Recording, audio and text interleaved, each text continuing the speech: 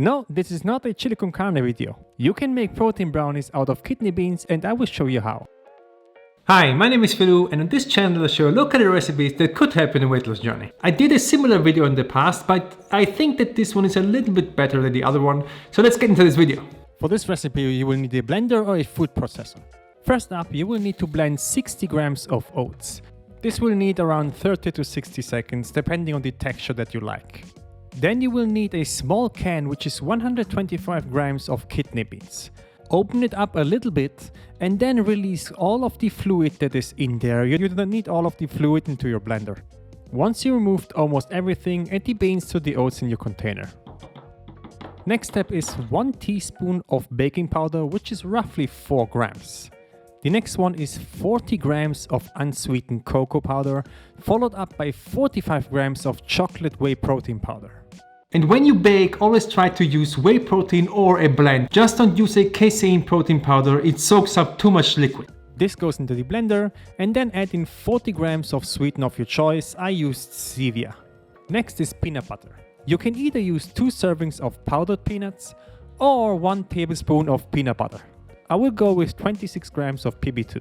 Next is 1 teaspoon or 4 grams of coconut oil. Be careful with this is incredibly high in calories. Now it's the turn for the eggs. You will need 50 grams of egg whites, followed up by cracking up 1 medium-sized egg. The last ingredient is any milk that you like. I will go with 200 grams of unsweetened almond milk, but you can also use dairy milk or coconut milk or whatever milk that you enjoy. At this point you can also add 1 cup of espresso to add a little touch of coffee flavor. Now that all ingredients are in your container, the last step is to blend it up until it gets creamy and smooth. Now take a baking pan and grease all of the edges with a little bit of oil. Now transfer all of the batter into the baking sheet and then this gets into the preheated oven for 25 to 30 minutes at 180 degrees Celsius. And as you can see, I'm pretty hyped.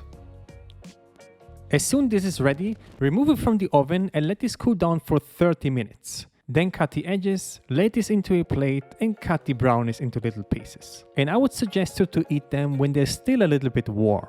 Now the entire brownie cake has 887 calories, 68 grams of carbs, 25 grams of fat and 80 grams of protein. So the macros are pretty good, but does it also taste good? Oh, this smells amazing. But let's try this.